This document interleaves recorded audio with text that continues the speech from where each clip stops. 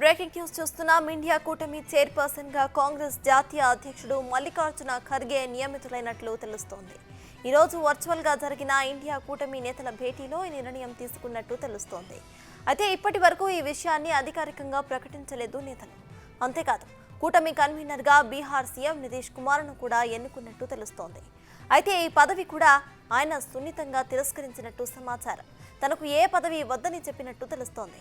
అయితే Bengal CM Mamata Banerjee Samajwadi party నేత అఖిలేష్ యాదవ్తో చర్చించిన తరువాత నిర్ణయం తీసుకోబోతున్నట్టు తెలుస్తోంది.